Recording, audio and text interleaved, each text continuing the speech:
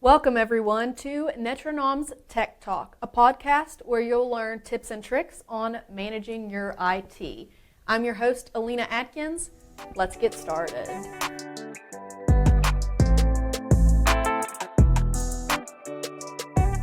All right, welcome Paul. Good morning, Alina. So Paul Page, you are our solutions engineer at Netranom, and you've been with the company for 16 years, right? 16 as of this February, as a matter of fact, yes. That's awesome. Well, congratulations. Thank you.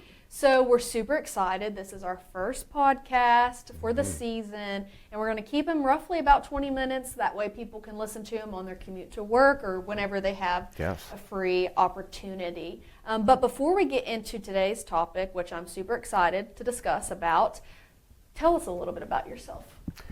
Well, Helena, so I was born in Michigan. I have been in West Virginia since 1993. My last year in the Marine Corps, I actually moved here when I got out in 93.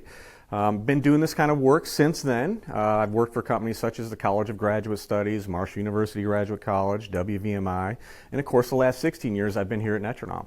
That's awesome. So you like to play hockey, right? So I do, yes. I love to play hockey. I love to watch hockey. I love to coach hockey. I've coached some of our youth programs here for the West Virginia Wild and the Charleston Chiefs. Took a year off last year, but I'm planning on going back this next year. Have you ever lost any teeth? So I have not lost any teeth. Okay. They actually started making us wear masks when I was a youth player, so we had to have a full cage. That's good. And so that saved the teeth, but I've had broken hands, I've broke fingers, taken some shots to the legs and the knees before, but no teeth lost at this point. That's good. That's really good. I would lose all of my teeth, so kudos That's right. to you. So our topic today is MSPs, which stands for Managed Service Providers. And here at Netranom, we are a managed service provider. So Paul, going into this topic, what is an MSP? What is a managed service provider? So, Alina, it's going to be a company or an organization that provides managed services. And of course, we're talking about IT services. So it's going to be somebody that provides that IT service that you need, just like if you hired your own person, except they're going to take care of everything and manage the entire thing. I like to give a good example is pest control. You pay a pest control company a flat fee, maybe it's a monthly fee, and they come in and they take care of all of your pest control problems. Very similar with the IT. You're going to pay a flat monthly fee, and we're going to take care of everything you need IT technology-wise. That's awesome. Yeah, that's definitely a benefit, I think, for small business owners because who wants to spend time managing all your IT? That's true. That would be very overwhelming to me if I was today's world, without a doubt. Oh yeah. So going back, I know you had mentioned about having IT in-house. What is the difference of managed service providers and an IT person? I feel like a lot of our audience has heard of, they work in IT, at this company. Right. What is the difference and what are the benefits of an MSP over a traditional IT in-house person? Well, there can be a lot of benefits, Alina. So one of the first things that we see is cost savings. When you consider the cost of hiring an in-house person, you're talking 60 to 70,000 per year. Then we're talking benefits, we're talking vacations, we're talking sick leave, all of those things that are included with hiring an on-site person. With managed services, you've typically just got a flat monthly rate that you're going to pay, and all of those same services would be provided to you. So definitely cost savings. We see good, your total cost of ownership goes down. We see your return on investment goes up. And then there's other things, of course. We've got expanded knowledge of the staff members. So as far as benefits go, having 10 or 15 engineers on a managed service provider staff is going to have a whole lot more knowledge and experience than you would have from the one person that you might have in-house. So that's definitely one thing that we see as an advantage of being an MSP. A couple of others are scalability. You're hiring new staff. The MSP, they've got those resources already in place, so you don't have to hire another person. So those kind of things are really a great benefit when we're talking about how it compares for small, medium business companies and having in-house or MSPs to say. Yeah, I feel like it's so important to emphasize that you're not just gaining one expert, you're gaining multiple experts. Like you said, a regular in-house person, you're spending 60 to 70,000 typically as a salary for one expert, where an MSP, you're paying for less and you're actually gaining a group.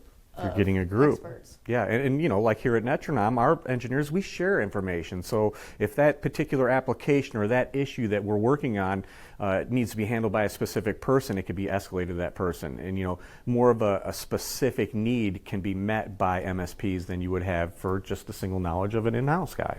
That's great. So with MSPs, what specific services can they offer a small business? Yeah, so that's a really good question.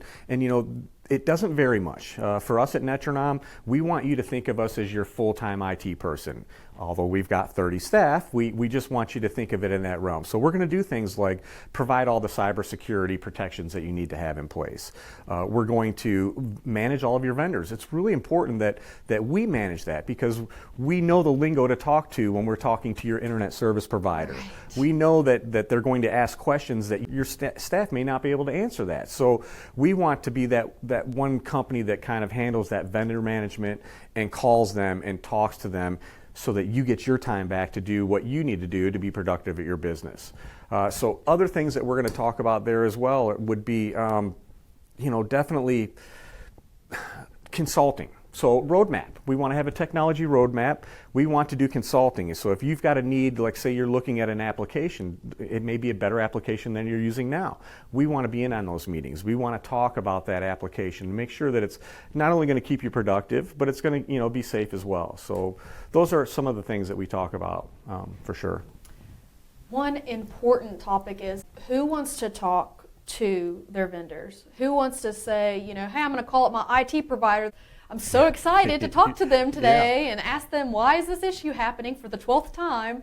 You know, I feel like, why would you not want to hand it over to someone else to say, this isn't working, submit a ticket, done, they talk to him for you. And like you said, you guys understand the language to speak to these vendors to get it done quickly. Yeah, and we're going to have a lot of analytics too, because we have what we refer to as agents on your machine. So we're going to see those performance issues, or you know, if that particular application is having issues, we're going to get on the phone, we're going to take control of your machine, we're going to have that vendor log, you know, we're going to do all of those things that you need to do to properly troubleshoot the issue and work with that ISP or that application company, kind of giving you your time back to do what you need to do, and we take care of that technology side of it. That's what managed service providers do. Yeah. So let's talk compliance. I know everybody loves to talk about compliance, and it just seems like now there's more and more compliance, there's more and more regulations that people have to abide by for their businesses. You've got HIPAA, you've got FTC, PCI, there's so many different types of compliances, and it can be a bit overwhelming. So can MSPs help businesses with compliance and regulatory requirements? Is that what they do? Absolutely. That's a big part of what they do as well. So we know that a lot of compliance initiatives are coming out, even more than we had in the past. You know, HIPAA's always been there, PCI, we've got NIST, we've got GDPR, we've got all of these compliance requirements. FTC safeguards is a new one that's really, you know, at the top of the list right now. So the MSP, you know, going back again to that breadth of knowledge, you know, we've got all of this experience within the company. We have security officers. We have a compliance officer, like I am Netranom's compliance officer. So MSPs are typically going to have that knowledge and experience to help you on that roadmap, let's say, to being compliant. Or we may be partnered with a company that can take care of that particular compliance for you. So MSPs are definitely a great way to help you reach those compliances. We can do security risk analysis and determine gaps in your compliance and help you, you know, attest to the forms, because that's what's happening now. We're seeing, you know, in the last 5 years, compliance has gotten a lot bigger, and we're seeing a lot more activity, a lot more organizations, you know, are required to actually be compliant.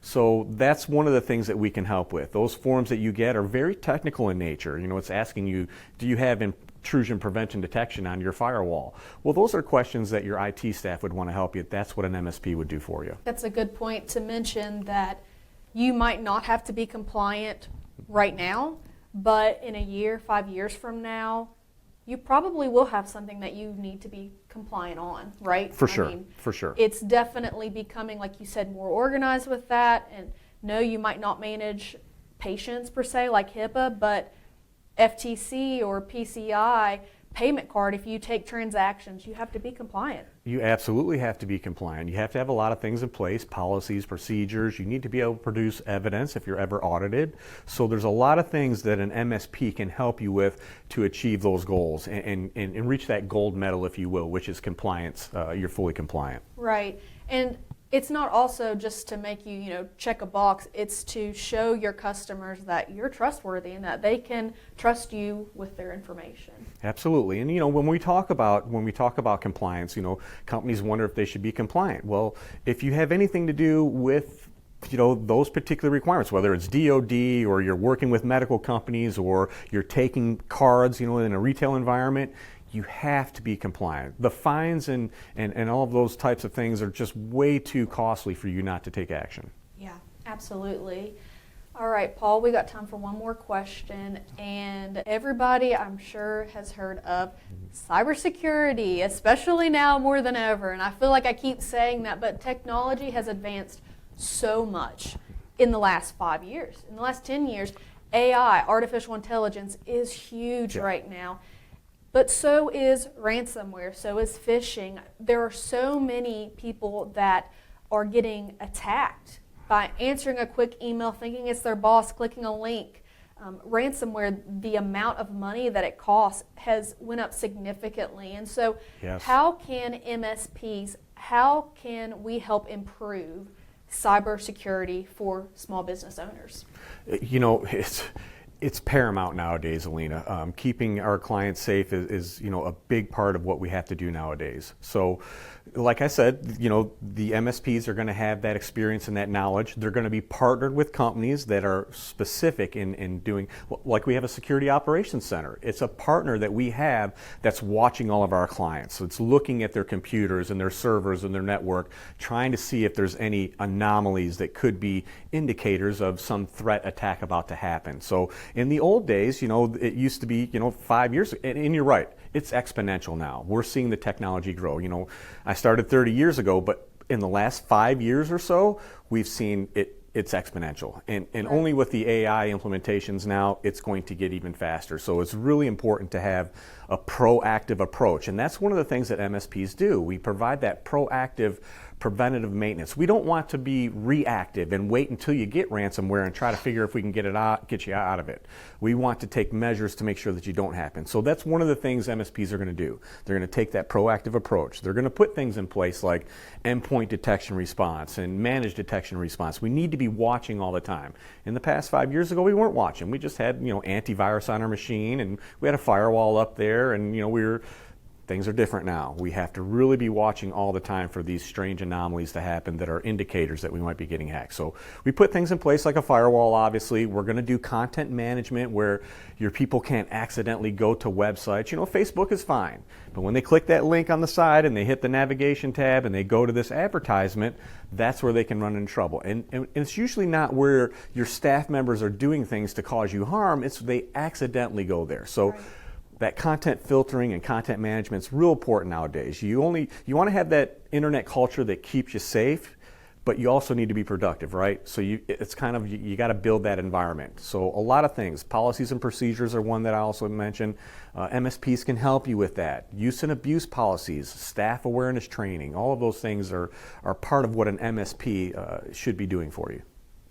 Paul, as we wrap up, where can people find you? Are you on LinkedIn? How can people contact you for additional questions? Yes. The best way to get a hold of me would be to go to netranom.com. And you can call our main number. We've got a main number on there and just ask for me. I love to talk with people about this technology stuff. My email address is ppage@netranom.com.